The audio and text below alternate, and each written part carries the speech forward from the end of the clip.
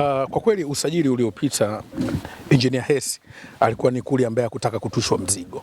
Kocha alikuwa kuli ambaye hakutaka kutishwa mzigo kwenye usajili huu wa Yanga. Hersi alikuwa ni kuli ambaye hakutaka kutushwa mzigo kwa sababu duniani kote usajili uko katika pande mbili.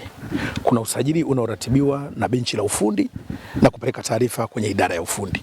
Kuna usajili unaweza kuratibiwa na benchi la ufundi kwa kupeleka taarifa kwa idara ya ufundi ikafanya maamuzi. Bahati mbaya sana usajili wa msimu huu Young Africans walitaka kugatua madaraka kwenye benchi la ufundi na sio idara ya ufundi kama ambavyo imezoeleka. Kwa namna ipi?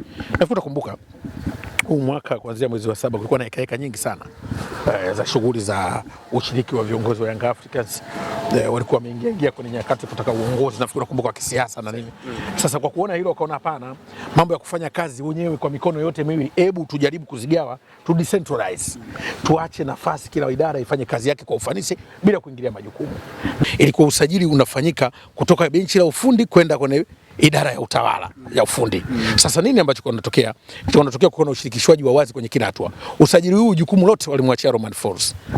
Barakonte ni usajili uliofanywa na Romain Folz. Mohamed Doumbia ni mapendekezo ya Aziz Ki, akaja kuona Romain Folz akaridhika naye. Wachezaji wengine wote walikuwa wamesajiliwa walikuwa ni matakwa ya Romain Folz. Na Barakonte, kumbuka Romain Folz alishafanya kazi Arabuni. Kwa hiyo kwa rais kumpata Barakonte licha kwamba Simba ndio wanamtaka Barakonte kupitia Fadlu Davis alikuwa na mazungumzo naye. Sasa mtindo wa usajili huu alikokuwa anashiriki Hersi ilikuwa ni eneo la mwisho tu kwamba mchezaji tuliyemtaka huyu hapa. Huko nyuma wakati wa Gamondi, huko nyuma wakati wa Nabi ilikuwa makochi wanapendekeza nafasi wanapeleka kwenye idara ya ufundi. Sisi tunamtaka winga, beki, huyu hapa mwenye sifa hizi katutafutie. Hersi anaingia msituni kwenda kutafuta maskauti wake, wanaleta wachezaji, baadaye kocha anawaangalia, anajiridhisha, wanasajili.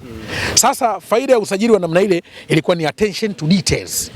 Ilikuwa inatoa nafasi kwa benchi la ufundi kupata wachezaji sahihi ambao wamepitiwa na idara ya ufundi.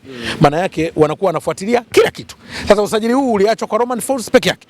Mchezaji pekee aliyesajiliwa na Hersi de Shairi ni Shabalala Mohamed Hussein.